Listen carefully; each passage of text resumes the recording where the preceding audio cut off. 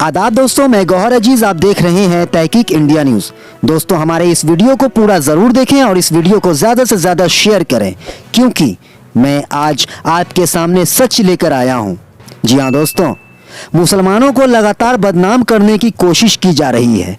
देश के अंदर धर्मांतरण का खेल खेला जा रहा है। मुसलमानों पर उंगलियां उठाई जा रही है। कहा जा रहा है कि मुसलमान जबरन दूसरे धर्म वालों का धर्म को चेंज कराते हैं। धर्मांतरण को लेकर दनमीत, जो कश्मीर की रहने वाली है, उसके बारे में कहा गया कि उसे गन पॉइंट के बल पर धर्म चेंज कराया गया, यानी इस्लाम मजहब कबूल करवाया गया, जो कि सरासर झूठ निकला। दनमीत का एक वीडियो वायरल हुआ जिसमें वह कह रही है, हमसे गन पॉइंट पर धर्म चेंज नहीं कराया गया, बल्कि हमने खुद इस्लाम धर्म को अपनाया है। आपको मैं दनमीत का वह वीडियो दिखाता हूं, लेकिन उससे पहले मैं आपको बताना चाहूंगा कि धर्मांतरण को लेकर एक बहुत बड़ा खेल खेला जा रहा है।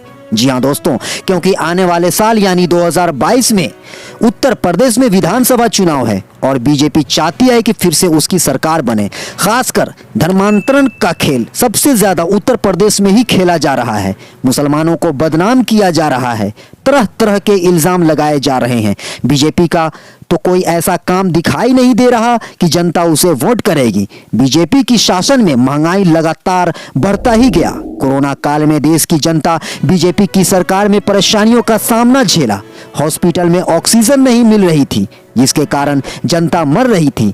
महंगाई दिनों दिन बढ़ती चली जा रही है। अब बीजेपी के पास कोई ऐसा काम नहीं जो जनता को दिखाकर वोट ले सके। तो अब खेल खेला जा रहा है धर्मांतरण का, हिंदू मुसलमानों को लड़ाने का, हिंदू मुसलमानों के बीच नफरत की बीज बोने का। आइए दोस्तों, आपको मैं दनमीत का वो वीडियो दिखाता हूं जिसमें उसने खुद कबूला है कि मुझे गन पॉइंट पर नहीं, बल्कि मैं खुद इस्लाम धर्म कबूल की हूं। जैसा कि आप लोग देख रहे हैं, 2-3 दिन से एक वीडियो वायरल हो रहा है जिसमें सिख कम्युनिटी कह रही है कि हमारी 2 बच्चियां दनमीत और मनमीत मिसिंग हैं। जिसमें मनमीत को तो ये वो बोल रहे हैं कि उन्होंने मनमीत को रिकवर कर लिया है, और दनमीत जो है, दनमीत स्टिल मिसिंग है अभी भी। दनमीत को हमें दिया जाए। और उनकी जो स्टेटमेंट हुई है वो गन पॉइंट पे हुई है, बल्कि ऐसा कुछ भी नहीं है। दनमीत मैं हूं, मेरा मसला आज का नहीं है। मैं 2012 में कन्वर्टेड हुई हूँ। 2014 में मेरे निकाह हुए हैं मेरे बैचमेट मुजफ्फर के साथ, जो मेरी और उसकी रजामंदी से हुए हैं। उसके बाद 6 जून 2021 में अपने घर से निकली। मैंने अपने घर में कॉल भी किया कि मैं अपनी मर्जी से निकली हूँ, मुझे ढूंढना नहीं। और विदिन 2 घंटे में पुलिस ने मुझे लोकेट कर दिया और सदर पुलिस स्टेशन बागात ले आए, जिसमें ऑलरेडी पूरी सिख कम्युनिटी और मेरी फैमिली वहां पर थी। उसके बाद एसएचओ ने मेरा स्टेटमेंट लिया, जो मेरा स्टेटमेंट सिर्फ ऑरल ले रहा था। मैंने उसको ये बोला, आप मेरा स्टेटमेंट रिटन कीजिए, आप जो मैं बोल रही हूँ आप रिटन कीजिए। मैं उनको ये बता रही थी 2012 में मैं कन्वर्टेड हुई हूँ, 2014 में मेरे निकाह हुए हैं, मेरे डॉक्यूमेंट्स हाई कोर्ट के हैं, आप एक बार डॉक्यूमेंट्स चेक कीजिए मेरे।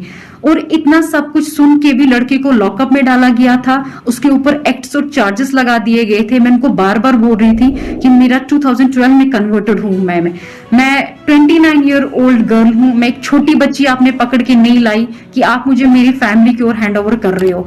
वो उन्होंने मेरी फैमिली को बिना कोई मेरी स्टेटमेंट रिटन किए हुए मेरी फैमिली को मुझे दे दिया। मैं बार बार उनसे ये कह रही थी कि प्लीज आप मेरे डॉक्यूमेंट्स देखिए। उन्होंने मेरे डॉक्यूमेंट्स चेक भी किए, स्टिल उन्होंने मेरी फैमिली को मुझे हैंड ओवर कर दिया।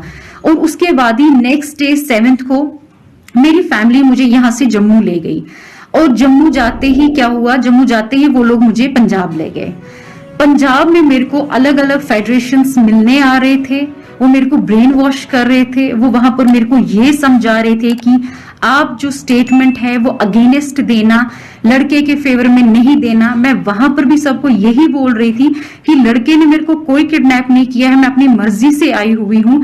हमारे पास हाई कोर्ट के डॉक्यूमेंट्स है, आप वो देख सकते हो। लड़के के ऊपर जो भी एक्ट्स लगे हैं वो बेसलेस हैं, फॉल्स हैं, क्योंकि ये सब मेरी रजामंदी से हुआ है। हमारे जो डॉक्यूमेंट्स है वो हाई कोर्ट के डॉक्यूमेंट्स हैं। इतना सुनने के बाद भी उन्होंने मुझे कहा नहीं, ऐसा नहीं हो सकता है, हम आपको उनके पास वापस नहीं भेज सकते हैं। मैं उनको बार बार कहती थी आपने कोई 16 साल की बच्ची पकड़ के नहीं लाई है, मैं एक मैच्योर गर्ल हूं, मैं एक एडुकेटेड गर्ल हूं। इतना सुनने के बाद भी वो मुझे यही थ्रेटनिंग दे रहे थे कि अगर आपने ऐसा स्टेटमेंट वहां पर दे दिया जो स्टेटमेंट लड़के के फेवर में होगा, तो हमारे शूटर्स वहां पर बाहर आपका वेट कर रहे होंगे, आपको निकलते ही शूट कर दिया जाएगा, या तो वैसा नहीं अगर हम करेंगे एसिड अटैक तो आप पे हो जाएगा, या हम उनकी फैमिली पे एसिड अटैक कर देंगे। वो मुझे थ्रेटनिंग सीधे दे रहे थे मेरे फेस पे। उसके बावजूद भी मैंने उनको कोई वीडियो नहीं दिया। वो मुझे कह रहे थे आप हमें अपना वीडियो दीजिए, वो वीडियो हम कश्मीर में दे देंगे, कश्मीर का जज उस वीडियो पे अपनी जजमेंट दे देगा। लेकिन मैं उनको कह रही थी ठीक है वीडियो तो मैं नहीं दूंगी, अगर मैं स्टेटमेंट दूंगी, मैं जज के सामने स्टेटमेंट दूंगी, मैं वहां पर ही दूंगी, क्योंकि सब मेरी रजामंदी से हुआ है। मैं किसी बेगुनाह को नहीं फंसा सकती, क्योंकि ये सब कुछ मेरी रजामंदी से हुआ है। जब मैं घर से निकली, मैंने घर में कॉल भी किया कि मैं किडनैपिंग नहीं है, आप लोग मुझे ढूंढना नहीं, मैं अपनी मर्जी से निकली हुई हूँ। और उसके बाद भी उन लोगों ने मेरी बात नहीं सुनी। तो हम जम्मू आ गए, क्योंकि उन्होंने उनका जो प्लान था, जो उनका नेक्स्ट प्रोपागेंडा वहां पर यह था कि लड़की को गोल्डन टेम्पल से बाहर निकालो, लड़की जैसे ही बाहर निकलती है हम इस पे कोई अटैक कर देंगे। मे बी वो कुछ भी हो सकता था, वो एक्सीडेंट भी हो सकता था, वो शूट भी हो सकता था। तो उसके बाद हम एक पोस्टमार्टम रिपोर्ट देंगे, जिस पोस्टमार्टम रिपोर्ट में हम ये मेंशन करेंगे कि ये एक सडन डेथ हुआ है, इस लड़की का हार्ट कोलैप्स हो गया है या इसको ब्रेन हेमेज हो गया है। हम जो भी करेंगे हम बिल्कुल साफ सुथरा करेंगे। हम इसको ये बता देंगे इस पे सिर्फ इसका एक सडन डेथ हुआ है, आप लोगों को कोई कभी किसी चीज में नहीं पकड़ सकता है। और ये चीज मैंने सुन ली थी। मैंने अपनी फैमिली को मॉर्निंग में इंसिस्ट किया, हम यहाँ पर नहीं रहेंगे, चाहे कुछ भी हो जाए, मैं यहाँ सुसाइड कर लूंगी, हम यहाँ से निकल जाएंगे। हम यहाँ से निकलते हैं, ठीक है, जैसा आप बोलोगे जम्मू में मैं आपको ये स्टेटमेंट दे दूंगी, बट मैं पंजाब में ये स्टेटमेंट कभी भी नहीं दूंगी। और उसके बाद हम लोग जम्मू आ गए। जम्मू आते ही जैसे हम एक दिन रुके, नेक्स्ट मैं अपनी फैमिली के साथ 6 जून से लेके 25 जून तक थी। 25 जून को मॉर्निंग में मेरे फैमिली में कॉल आया कि हम कश्मीर पुलिस से हैं, हम गेट के बाहर हैं, आप आइए। तो मेरी फैमिली में 2 बंदे बाहर गए, वो उनसे मिले। वहां पर जम्मू जानीपुर की पुलिस भी थी, ये नहीं था कि वहां पर खाली कश्मीर पुलिस थी, वहां हमारे घर के साथ ही एक पुलिस स्टेशन है, उनकी पुलिस भी वहां पर थी। उसके बाद वो मेरे रूम में आए, उन्होंने मुझे बोला मैडम चलिए, हमारे पास हाई कोर्ट के ऑर्डर्स हैं। वो ऑर्डर हमने देखे और सीधे पहले मुझे जानीपुर पुलिस स्टेशन में ले गए। जानीपुर पुलिस स्टेशन के बाद उन्होंने मुझे जानीपुर SHO ने मुझे हैंड ओवर किया कश्मीर पुलिस के हवाले। और उन्होंने को बोला, जब सब उन्होंने हाई कोर्ट के ऑर्डर्स देखे, हाई कोर्ट के डायरेक्शंस देखे, तो उन्होंने बोला आप लड़की ले जा सकते हैं। और उसके बाद ही हम आगे हम यहाँ पर पहुंचे, मुझे वुमेन्स पुलिस स्टेशन में रखा गया। वहां पर मेरे को ना कोई मिलने आया, ना मैं किसी से मिलना ही चाहती थी। और नेक्स्ट डे ही मेरे को सदर पुलिस स्टेशन से पुलिस की गाड़ी आई जो मुझे कोर्ट ले गई। और आप सब एजुकेटेड हैं, मैं खुद भी एजुकेटेड हूं, आपको पता है कोर्ट में कोई किसी को गन पॉइंट पे कभी उसकी स्टेटमेंट नहीं ले सकता। अगर ऐसी चीजें होने लगी फिर कोर्ट पे भी तो कभी हम यकीन नहीं कर सकते हैं ना, क्योंकि ये सब तो आपको पता ही है, कोर्ट पे कोई किसी को गन पॉइंट पे नहीं रख सकता है। और मेरे को जैसे जम्मू में लाया गया, मैं तो किसी से भी नहीं मिली, मेरे को तो वुमेन्स पुलिस स्टेशन में रखा गया। उसके बाद ही सुबह स्क्वाड आई, किसी को नहीं पता था कि मेरी हेयरिंग है, क्योंकि मेरी हेयरिंग ऑलरेडी 3 बार डिले हो गई थी, क्योंकि तीनों बार 6 से लेके 25 तक हम आउट ऑफ स्टेशन थे, हम जम्मू, हम पंजाब में थे। मेरी जो हेयरिंग है वो मिस होती गई। हाई कोर्ट के डायरेक्शन से मुझे यहाँ पर बुलाया गया, मुझे कोर्ट तक पहुंचाया गया। कोर्ट में जज साहिबा के सामने मैंने अपनी स्टेटमेंट दी, जिसमें मैंने उनको ये बताया है कि ये सब मेरी रजामंदी से हुआ है। मैं 2012 में कन्वर्टेड हूँ, 2014 में मेरे निकाह हुए हैं मेरे बैचमेट के साथ। उसके ऊपर जितने भी एक्ट्स एलिगेशंस हैं वो बेसलेस हैं, वो फॉल्स हैं, और उन्होंने मेरी स्टेटमेंट सारी रिटन रिकॉर्ड कर दी।